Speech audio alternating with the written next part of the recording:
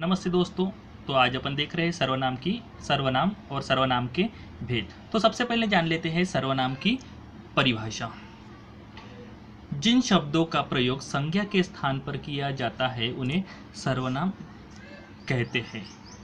जिन शब्दों का प्रयोग संज्ञा के स्थान पर किया जाता है उन्हें सर्वनाम कहते हैं। आसान भाषा में देखो, संज्ञा के स्थान पर आने वाले शब्द को सर्वनाम कहते हैं। उदाहरण में देखो, मैं, तू, वह, आप, यह, वे, हम, तुम, कुछ, कौन, क्यों आदि शब्द। सर्वनाम के यहाँ पे भेद बताए हैं। सर्वनाम के 6 भेद बताए गए हैं। उनमें से सबसे पहले है पुरुषवाचक सर्वनाम, दूसरा निश्चयवाचक सर्वनाम, तीसरा अनिश्चयवाचक सर्वनाम, चौथा है संबंधवाचक, पांचवा प्रश्नवाचक और छठा है निजवाचक। ये 6 सर्वनाम के भेद बताए हैं। जिस तरीके से अपन ने देखा कि संज्ञा के कुछ भेद बताए थे, उसी तरह से सर्वनाम के भी 6 भेद बताए गए हैं।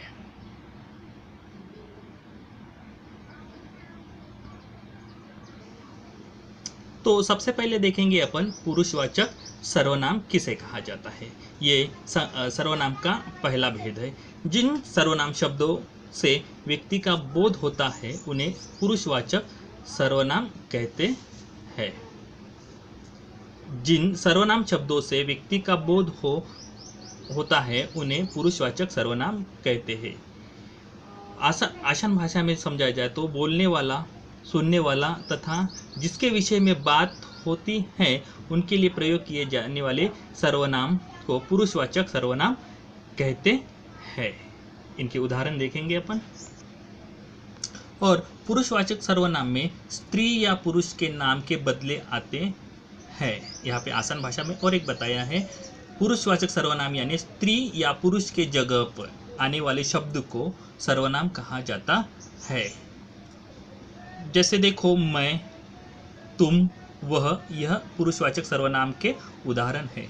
पुरुषवाचक सर्वनाम के और 3 प्रकार बताए गए हैं। ये तो एग्जाम में नहीं आते, लेकिन आपके लिए ध्यान में रखने के लिए है। सर्वप्रथम है उत्तम पुरुषवाचक, मध्यम पुरुषवाचक और तीसरा है अन्य पुरुषवाचक। अब उत्तम पुरुषवाचक क्या है? उत्तम पुरुषवाचक यानी अपने बारे में बताना। जैसे एक आधा उदाहरण हो तो वो अपने बारे में ही बताना। जैसे उदाहरण में मैं, मेरा। मध्यम पुरुषवाचक दूसरों के बारे में बताना। यदि एक वक्ता दूसरे के बारे में बता रहा है उस तरीके से, जैसे तुम, तुम्हारा। अन्य पुरुषवाचक में एक वक्ता दूसरे व्यक्ति को तीसरे व्यक्ति के बारे में बताता है। जैसे वे और उनके। यह सर्वनाम के पुरुषवाचक सर्वनाम के 3 प्रकार है। एग्जाम में यह पूछा नहीं जाता, सिर्फ आपको पुरुषवाचक सर्वनाम यही आपको बतलाना होता है। अब सर्वनाम में दूसरा है निश्चयवाचक सर्वनाम। सर्वनाम के जिस रूप से हमें किसी बात का, वस्तु का निश्चय रूप से बोध होता है उसे निश्चयवाचक सर्वनाम कहते हैं। आसान शब्दों में देखो, जिस सर्वनाम से वक्ता के पास या दूर की किसी वस्तु को निश्चय का बोध होता है उसे निश्चयवाचक सर्वनाम कहते हैं। और वाक्य में उस सर्वनाम का मतलब निश्चयवाचक सर्वनाम का प्रयोग किस तरीके से किया गया, देखो। तनुज का छोटा भाई आया है। तनुज यहाँ पे संज्ञा है। तनुज क्या है? संज्ञा है। संज्ञा के जगह पे देखो, तनुज का छोटा भाई आया है, वह बहुत समझदार है। मतलब तनुज संज्ञा है, उसका छोटा भाई आया है। छोटे भाई के जगह पे यहाँ पे क्या बताया है? यह निश्चयवाचक सर्वनाम है। दूसरा उदाहरण देखो, किशोर बाजार गया था, वह लौट आया। किशोर कौन? संज्ञा है। यहाँ पे किशोर कौन? संज्ञा है। संज्ञा के जगह पे दूसरा शब्द कौन सा आया है? वह। क्या आया है? वह। ये वह क्या है? निश्चयवाचक सर्वनाम है।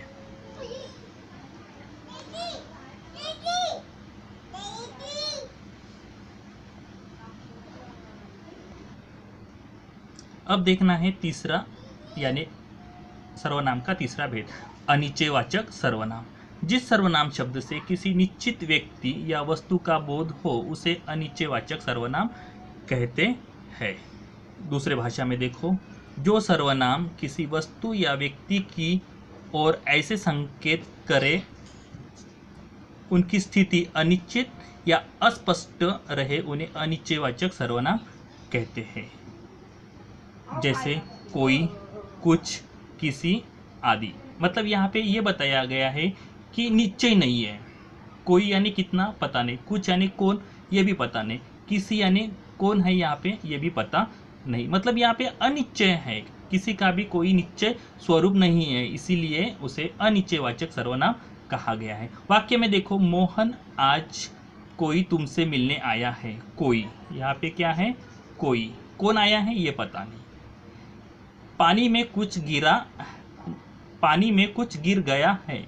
यहाँ पे कुछ यानी क्या गिरा है ये पता नहीं। मतलब यहाँ पे निश्चय शब्द नहीं हो रहा है, अनिश्चय हो रहा है, इसीलिए उसे कहते हैं अनिश्चयवाचक सर्वनाम कहा गया है।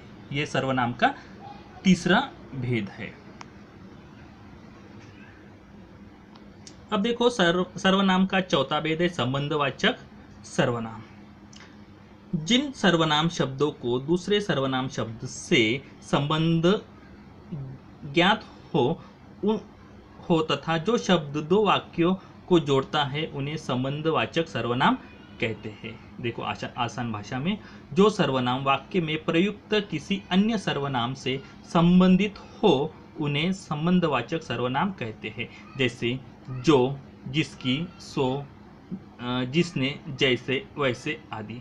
अब देखो इसका वाक्य में प्रयोग किस तरीके से किया गया है। जैसा करेगा वैसा भरेगा, इन दोनों इसमें सर्वनाम है, जैसा और वैसा। मतलब एक शब्द दूसरे शब्द के भरोसे पे है या संबंध जोड़ रहा है, उन शब्द को कहते हैं संबंधवाचक सर्वनाम। जिसकी लाठी उसकी भैंस, यहाँ पे जिसकी और उसकी ये दोनों शब्द क्या है, एक दूसरे का संबंध जोड़ रहे हैं, इसीलिए उनको क्या कहा गया है, संबंधवाचक सर्वनाम कहा गया है।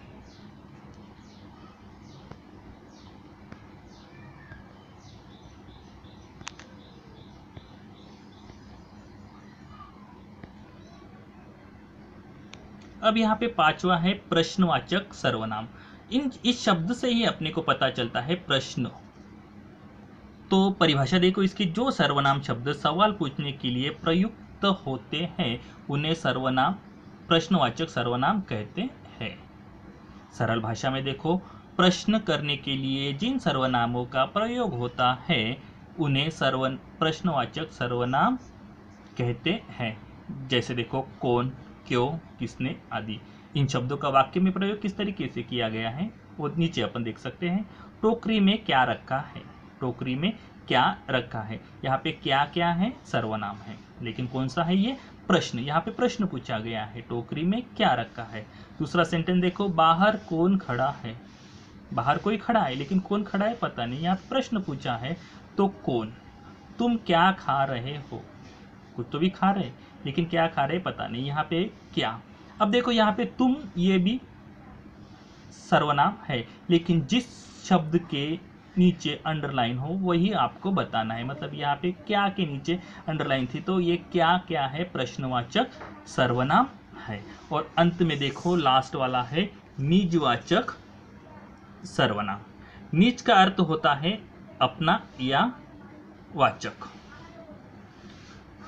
अब देखो सरल भाषा में अपन कैसे कहते कि जिन सर्वनाम शब्दों का प्रयोग करने वाले के साथ अपनेपन ज्ञात कराने के लिए किया जाए उन्हें निजवाचक सर्वनाम कहते हैं। फिर से एक बार देखो, जिन सर्वनाम शब्दों का प्रयोग कर्ता के साथ अपनेपन का ज्ञात कराने के लिए किया जाए उन्हें निजवाचक सर्वनाम कहते हैं। जैसे अपने, आप, निजी, खुद आदि। आप शब्द का प्रयोग पुरुषवाचक तथा निजवाचक सर्वनाम दोनों में होता है। अब उदाहरण देखो इसके, आप कल दफ्तर नहीं गए थे, यहाँ पे देखो आप कल दफ्तर नहीं गए थे। दूसरा शब्द देखो, आप मेरे पिताजी श्री बसंत सिंह है। मतलब यहाँ पे आप कौन है, मेरे पिताजी हैं।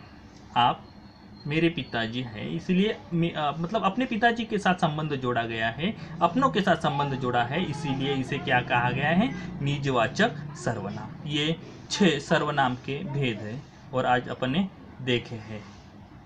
बाकी का अपन कल के भाग में देखेंगे। धन्यवाद।